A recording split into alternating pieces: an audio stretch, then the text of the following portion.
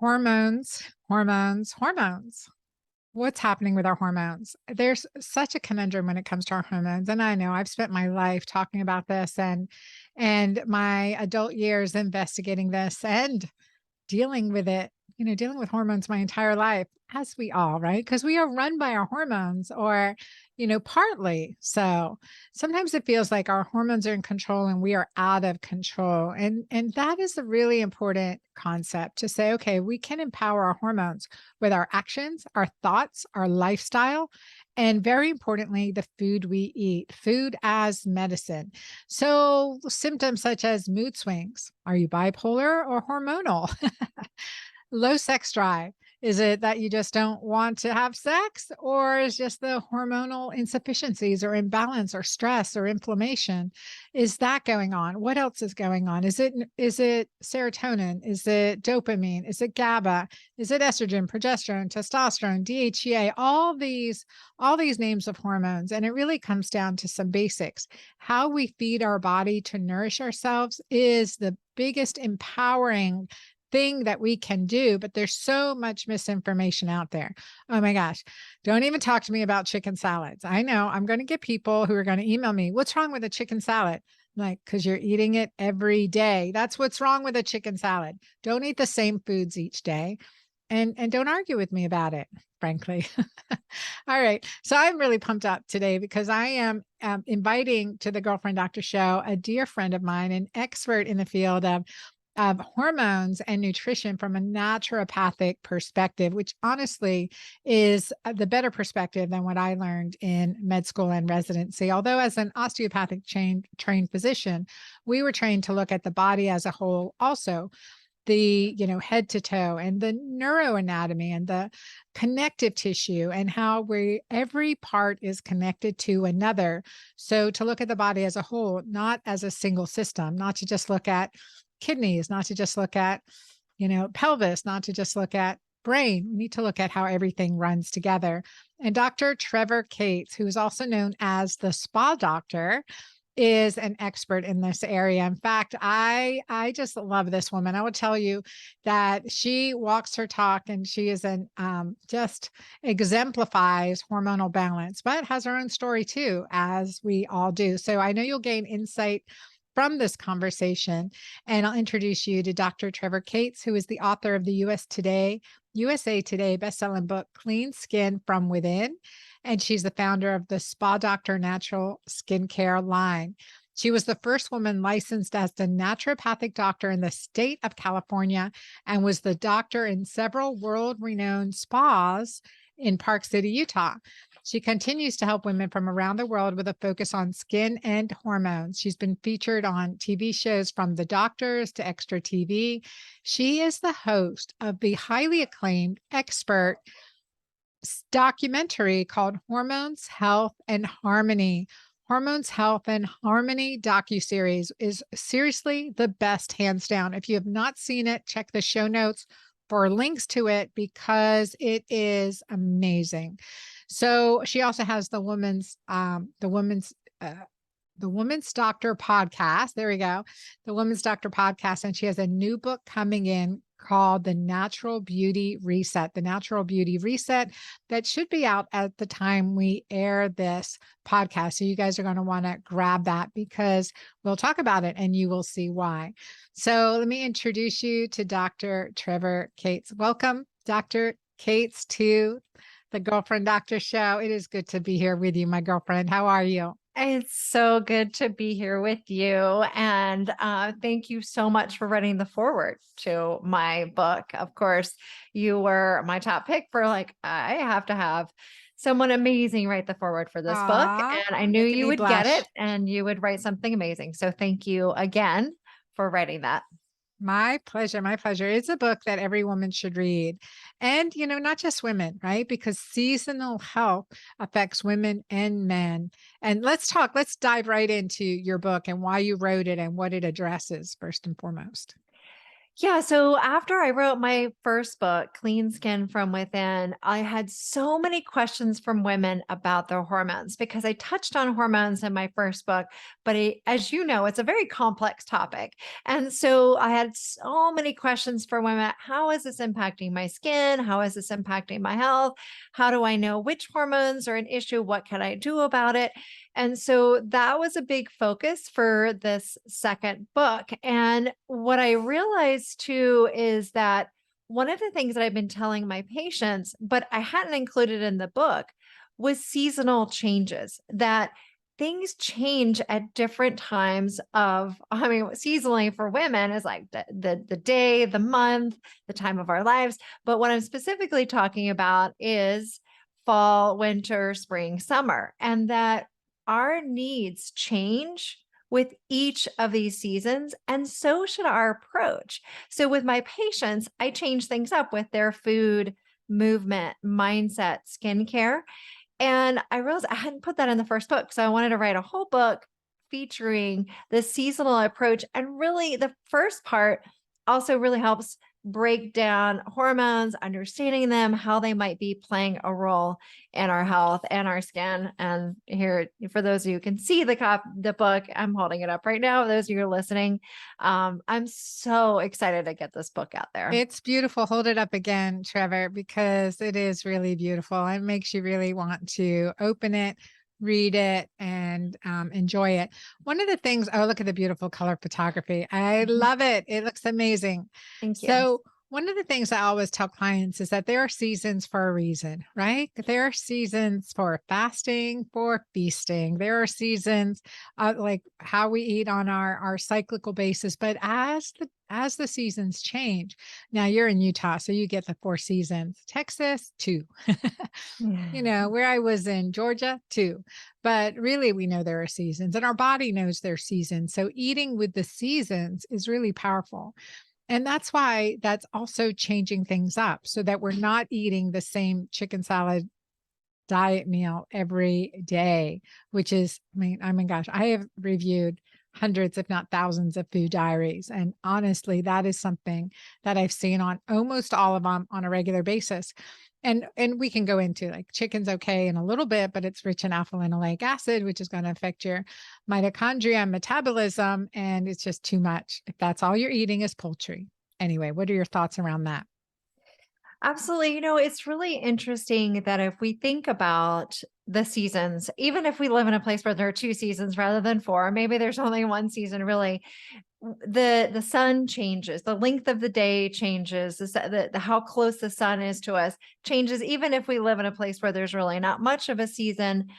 Depending upon where in the world we live, it can be a little bit different depending on how close you are to the equator. But overall, for most people, there are changes, and with that change in the sun, that changes the way our food grows. It changes our sleep patterns.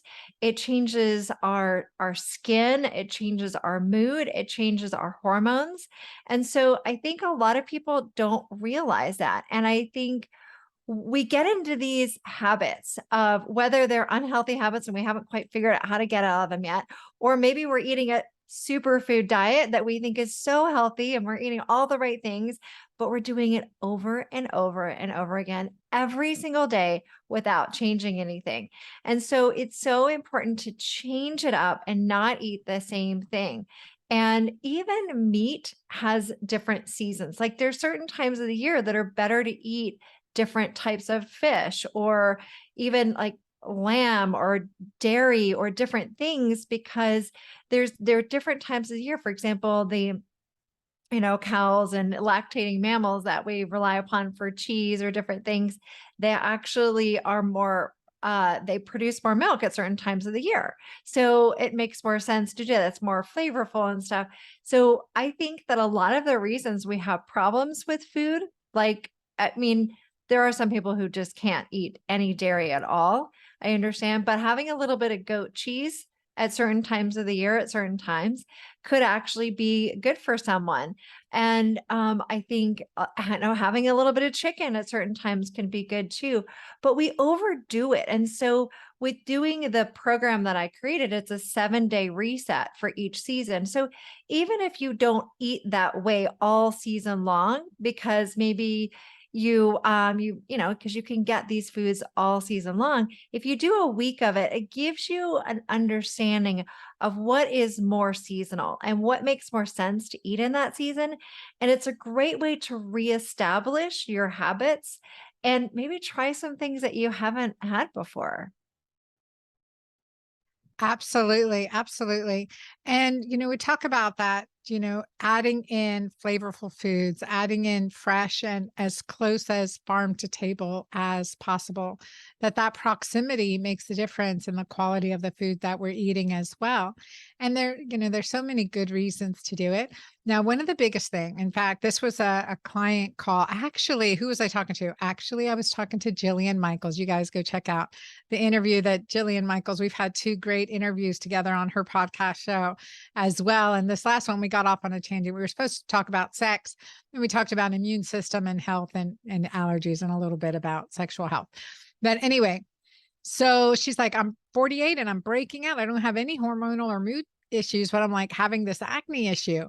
And she said, my doctors just checked my hormones. And I said, on what cycle day? She goes, I guess it was 3 or 4 days after my cycle ended. I'm like, oh my God, I would have to throw those numbers out. But I mean, it's a good snippet in time, but that's not going to tell me very much. And the other thing is like, what's going on with their acne? Did they look at testosterone, free testosterone, dihydrotestosterone? Did they look at the, metabolic pathways? So let's talk about adult acne in women, perimenopause, menopause, post-menopause, because you deal with clients with this all the time. And there are certain people, because I was just looking at my genetics, you guys.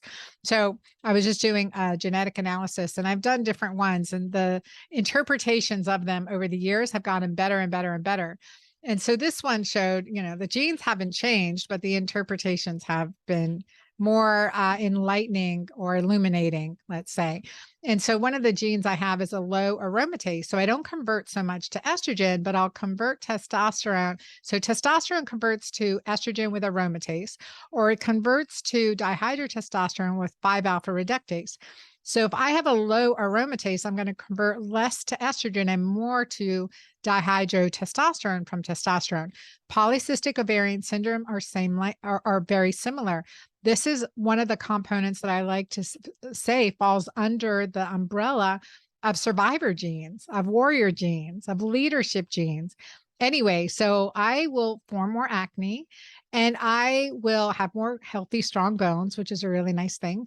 And so the other issues, but one of them is that acne form, and then hair loss, male pattern hair loss is something I struggled with. So I should have been aware. It's nice to see the genes, but like we know what we experience. So anyway, so how do you address this, this hormonal adult acne that is just terrible? And I'm sorry if you hear Andalisa in the background. She is getting ready to go on a trip. So there, she's a little bit complaining.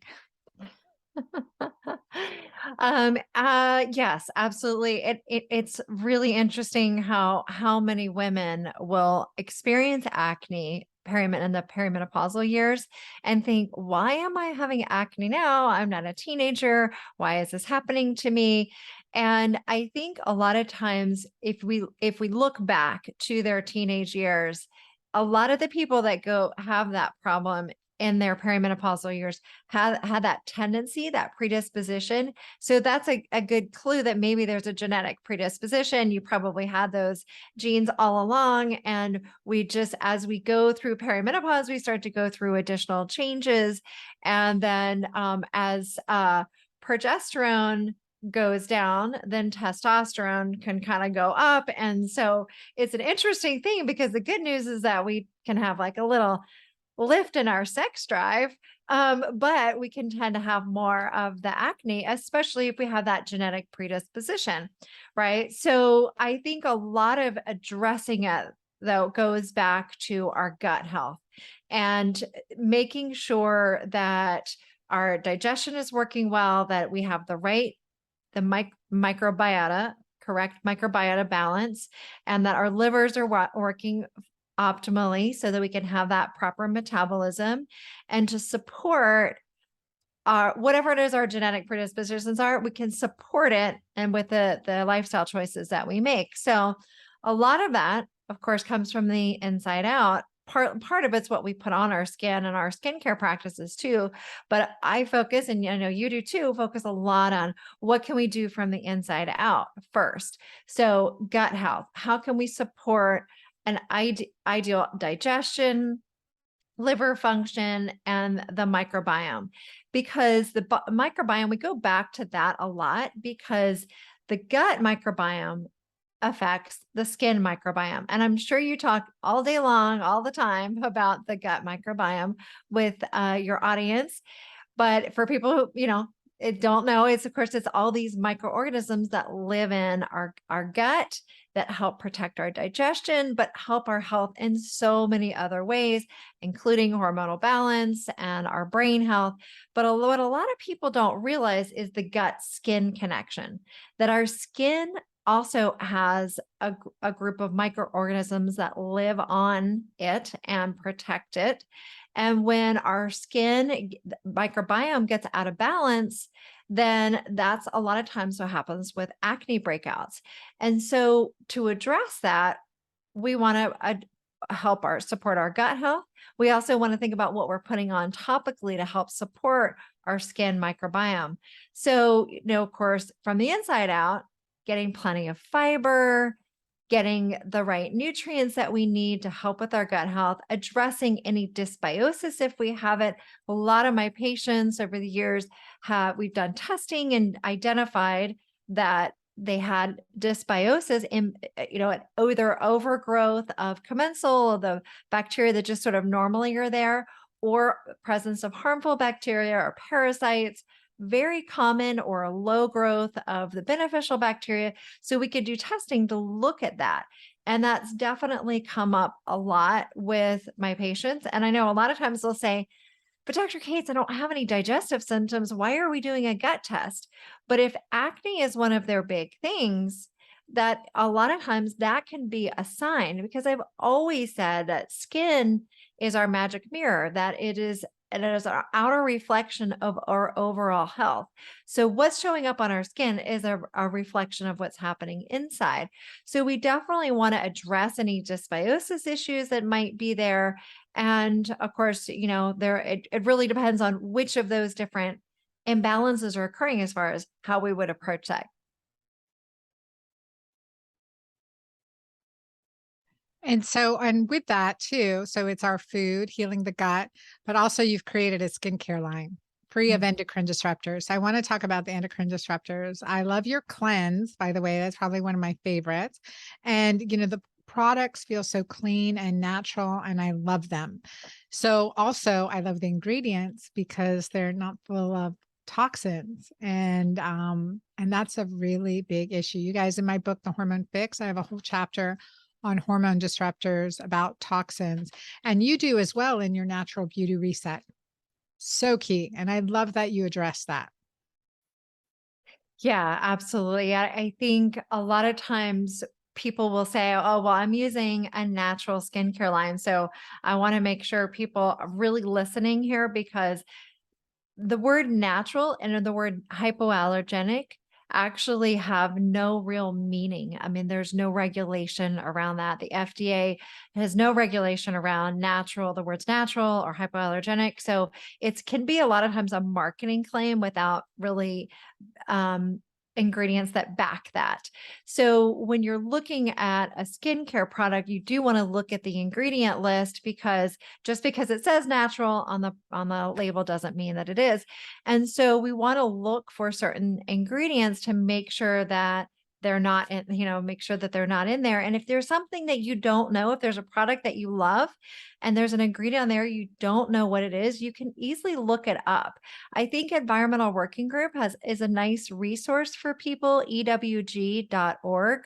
and they have a skin deep database where you can go and look up ingredients or products, and it'll give, and a lot of them will have ratings.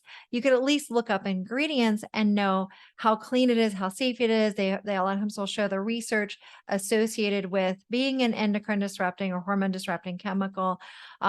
The Spa Doctor skincare line, my skincare line is verified by them. So some of the products they have on there are listed as verified. So it's met their criteria. So you can look for skincare products that are verified by them. But as you mentioned, this group of chemicals, endocrine disrupting chemicals, are something that we really want to pay more attention to. And there is more and more research coming out about these endocrine disrupting, hormone disrupting chemicals. And they're in our air, water, food, personal care products are in so many different places, our clothing, even. It's really unfortunate, all that keeps coming up and about these chemicals, and they're connected with infertility, early puberty, thyroid disease, breast cancer, thyroid. I mean, so many, really anything having to do with your hormones, it can disrupt that. It's been linked to obesity, a lot of different issues. So we want to do everything we can to reduce our exposure to these chemicals. And we start with the places that we have the most control over. And personal care products are one of those places. And I think a lot of times as women, we forget that what touches our skin can get into our body. Maybe we're really careful about what we eat, but we're not always as careful about the personal care products that we use. So the next time you start to use a product, the first thing is, would you put it in your mouth? And if you if you think no, I wouldn't, well then ask yourself why. So not that skincare products are made to be consumed through the mouth, Oh, but I'm totally but with you. yeah. When I created Jolva, Mhm.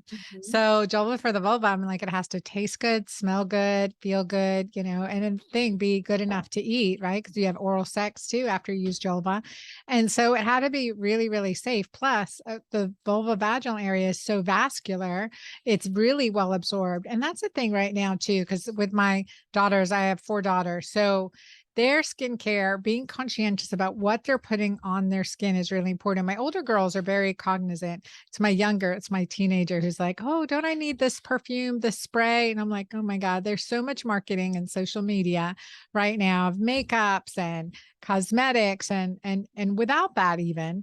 Research has shown in a study that looked at umbilical cord blood samples in newborns, they identified 287 chemicals in umbilical cord blood, 287 chemicals, over 100 of which are known hormone disruptors and carcinogenics. So if we are finding things that have been passed through our soil, passed through our plants and animals, into our water, into our air, these are real issues that are affecting us on severe and significant levels that are addressing, that are affecting the most innocent of the innocent. So holding, like from a political standpoint here, I'm about to get tangential, but holding companies responsible for what they're putting out is critically important piece too. And we look at other countries around the world that are poorer than us. As Americans, we should be the healthiest people in the world. We should be the healthiest, the most spent on healthcare, the most spent on industry, the quality of life and liberty and freedoms, but we're not. We are not. And it really is an industrial issue in so many ways. So, okay, audience, tell me your solutions. I'm all ears. I know. It's wild how much we see of all these issues in our very smart society, right? So I know I remember when I went to Uganda years ago, a few years ago on a service trip, and we were working with teenage girls, and I was looking around all the girls, and I'm like, none of them have acne. I mean, they've got a lot of other concerns that we're working with them on, but acne was not one of them. Not a single, I didn't see a single girl with acne. And of course, and there are places in the world where acne just doesn't exist. So it is, a lot of it is lifestyle, whether it's, we're talking about food, we're talking about toxins and our products. It's so unfortunate that, that that it's as hard as it is. But the good news is that there are alternatives. There are companies, there are products like yours, Anna, and mine that we actually do the work to make sure that we have truly clean products. And I know every time we have a batch of the Spa Doctor skincare products and I'm talking to my manufacturer and I'm asking questions, did you do this test? Did you do this? And she says to me, that other skincare companies never ask us these questions. They never do these types of tests. They never have these kinds of standards. The skincare industry is it's actually pretty shady, It unfortunately. is. And you can, and apparently in industry, it's a standard just to do the test once if you want to claim it, not on every single batch. We test, and we're a small company, right? We're a woman-owned small company, mission driven. And you are too. And it's like we test every batch that goes out. Every batch that goes out. And there are times we've had to like say, okay, that doesn't exactly meet the highest level of specs that I've set.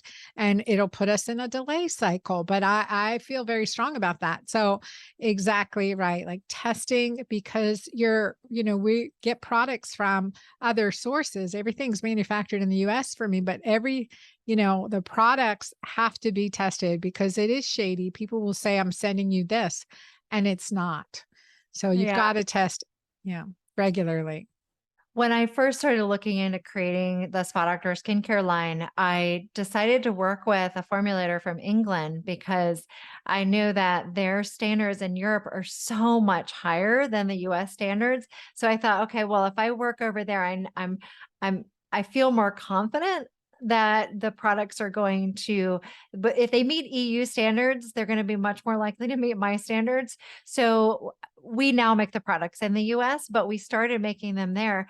And I think it's important for people to realize the difference in the standards in the US, that only about a dozen ingredients have been banned in personal care products in the US, while it's over 1,000 in Europe. So it's a very different kind of regulation. And so it's very much up to consumers to look at ingredients and avoid things like synthetic fragrance, and instead going fragrance free or looking for organic essential oils as a more natural fragrance. Yeah. And also, as I mentioned, the skin microbiome is another thing that's really important. And what we put on our skin can help either improve that skin microbiome, support a healthy skin microbiome, or it can actually further disrupt it. So there are a lot of ingredients that may not necessarily be considered toxic, but they could actually disrupt the skin microbiome. So an example of that is dimethicone. Dimethicone is an ingredient that's used in a lot of moisturizers, sunscreens, a lot of products to give your skin that dewy look because it traps in moisture. It's also used in like diaper creams and things like that. But the problem is that think of it as like putting saran wrap on your skin. And so it's trapping in moisture. But when you're hot, when you're having those hot flashes or night sweats in your middle of the night, or when you're working out, when it's hot outside, anytime your skin is trying to perspire, it's blocking that perspiration. And with that blocking of that, it actually can disrupt the skin microbiota that are on your skin, create more of these imbalances that trigger acne breakouts. So we really want to be mindful of ingredients like that, as well as the pH of the products. And Dr. Anna, I know you talk a lot about pH and like urine testing and those sorts of things, but you could actually pH test your skincare products too, because they should actually be mildly acidic to help support the skin microbiome. The research shows that mildly acidic skincare products are going to help with more graceful aging, reducing breakouts, and those sorts of things. So I really like to see skincare products to be in the 4.6 to 5 pH range for the face, and certainly below 5.5 for the body.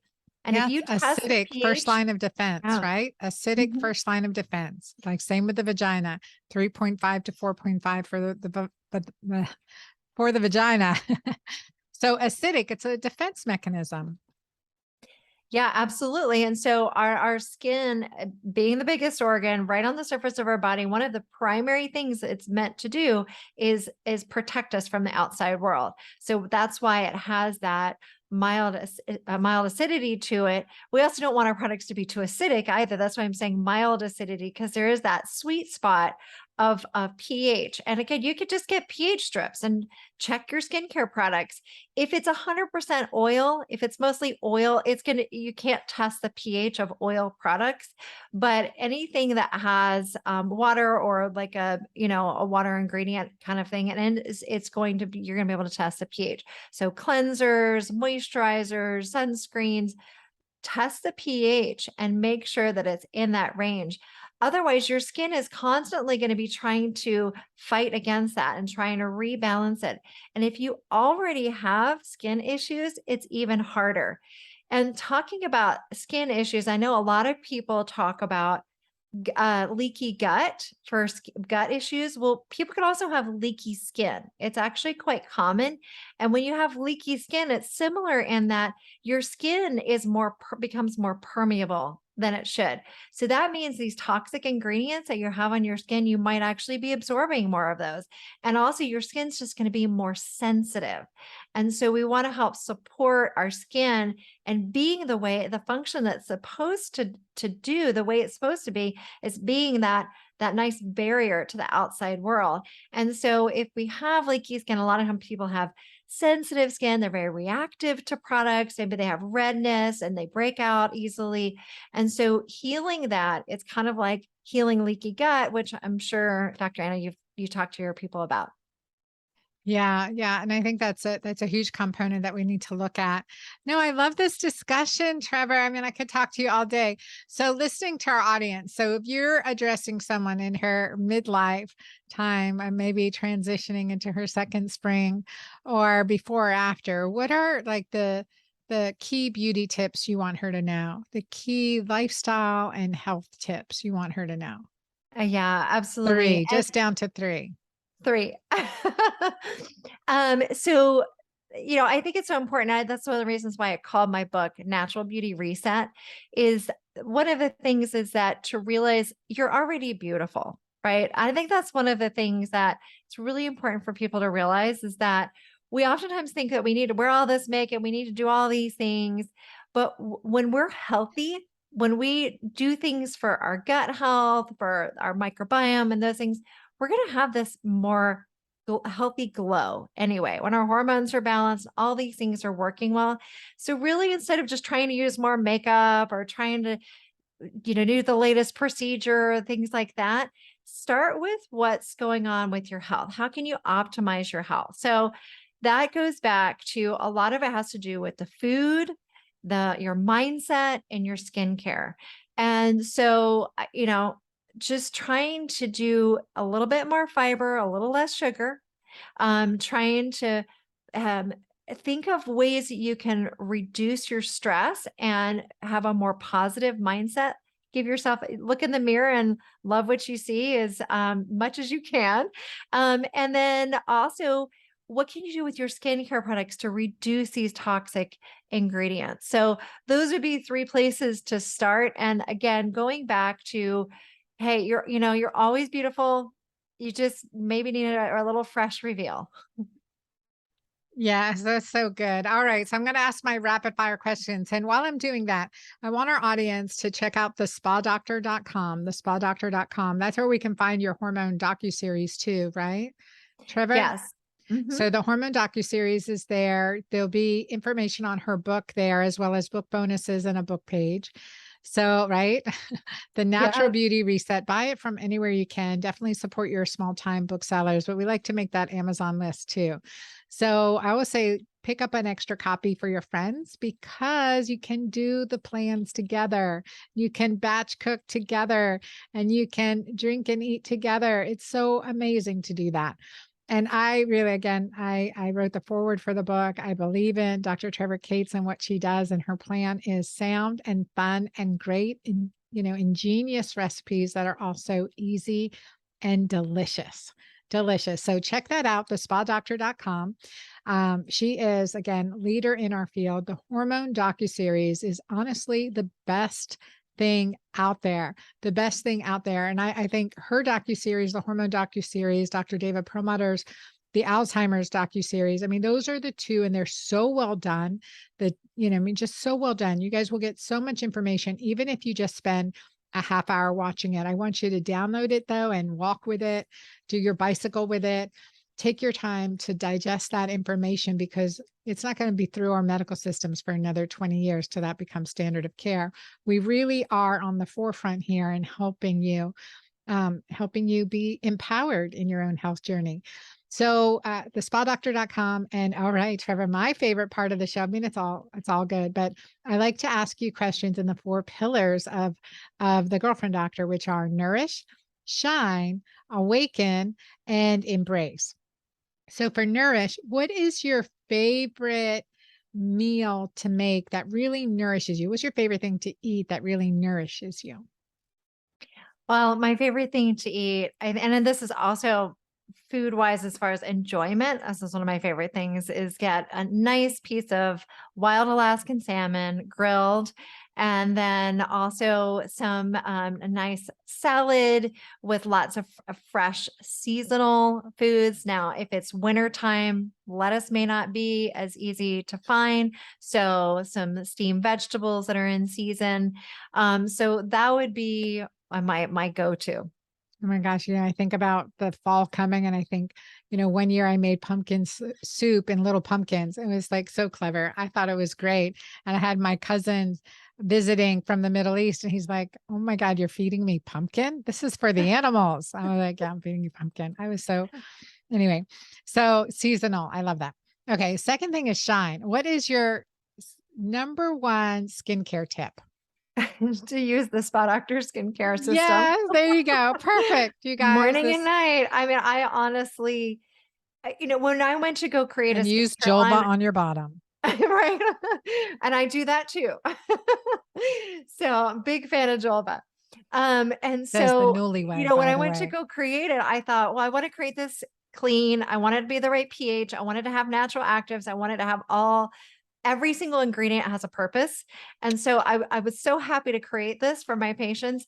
I was actually blown away by people's reaction to results, and continue 6 years later, continue to be amazed at people's before and after pictures and the results, including my own. So I absolutely can't go a day without using it twice a day. I love it. Love it. Great. And then third thing is awaken. Um, we have to awaken our brain. We have to stay enlightened. We have to stay educated. And you're so educated already. So many degrees, naturopathic doctor, Dr. Trevor Cates, the spa doctor, taking care of the best, right? What is something that you really find helps you stay on top, I think one on the of the cutting things, edge? yeah, I think one of the things is the people that I hang out with.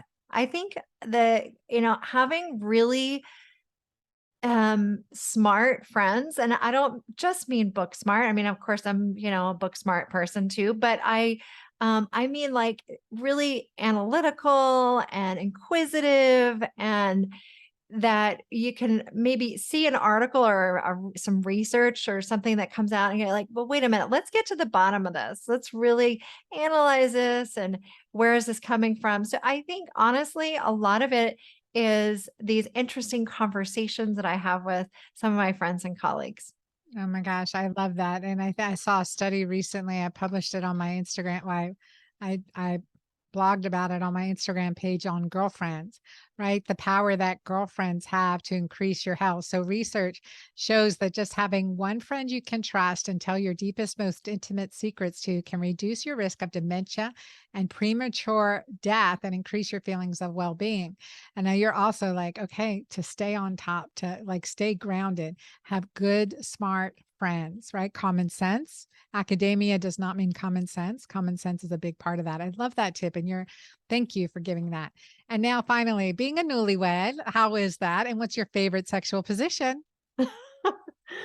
Oh my gosh, it is.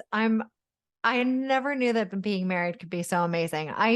This is the first time a year ago when I met my husband, who is my husband now. I really didn't think I would ever get married again. I just really didn't. But, as soon as I met him, I changed my mind. I was like, I'm going to get married again. And this is the man. And so, of course, the intimacy and the sex is an important part of that. So, any position is amazing as long as I'm just with him. Awesome. Awesome. I love that. That is great. Thank you. Thanks so much, Trevor. Thanks for being on the Girlfriend Doctor show. I love our conversations. You guys, so much good information from Dr. Trevor Cates. She has her own podcast. Check that out. Go to thespadoctor.com. Check out her information. Get and share her gift. It is a gift to you. Get and share her book. It is a gift to you, as well as her products. I stand behind them as well. It is a blessing to be here in the Girlfriend Doctor community and being with all of you and always listening to your comments and what you want to hear more of. And skincare and acne, hormonal acne, adult acne has been a really big issue. Maintaining healthy hormones, always a hot spot. So again, the hormone docuseries, not just because I'm in it, but because it is a compilation of cutting edge leaders in the field, that it's interviewed and produced in such a professional way that's really digestible. I've heard from so many of you that have already watched it, how powerful and good that is. So definitely check that out. And I look forward to seeing you next time. Please share this episode with your girlfriends and let me know how you like it. I love being your girlfriend doctor. Thank you. Till next time.